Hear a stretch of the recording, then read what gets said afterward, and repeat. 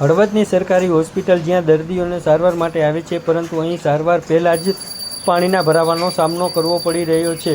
હોસ્પિટલના કેમ્પસમાં વરસાદી પાણી ભરાઈ જતા દર્દીઓ અને તેમના સ્વજનોને હોસ્પિટલના સ્ટાફને ભારે હાલાકીનો સામનો કરવો પડી રહ્યો છે. આરોગ્ય સેવા આપતી હોસ્પિટલમાં જ આવી પરિસ્થિતિ સામે ગંભીર સવાલો ઊભા થયા છે.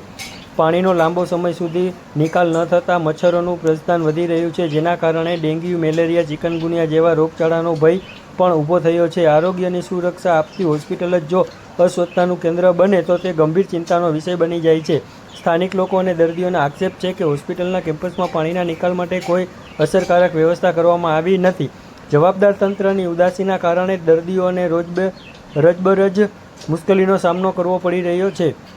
નાગરિકોએ હળવદ નગરપાલિકા, આરોગ્ય વિભાગ અને સંબંધિત તંત્ર અને હોસ્પિટલના કેમ્પસમાં તાત્કાલિક પાણીનો નિકાલ કરવા, વિશેષ સફાઈ હાથ ધરવા તેમજ ફોગિંગ અને એન્ટિક લાર્વો દવા છાંટવાની માંગ કરી છે, જેથી સંભવિત રોગચાળોને અટકાવી શકાય.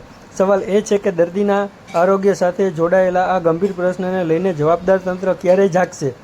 હોસ્પિટલમાં ભરાયેલા પાણીનો તાત્કાલિક નિકાલ થશે કે પછી દર્દીઓને મુશ્કેલીની વચ્ચે જ સારવાર લેવા મજબૂર થવું પડશે? હવે સૌની નજર જવાબદાર તંત્રની કાર્યવાહી પર છે. જુઓ મોરબીનો અવાજ ન્યૂઝ.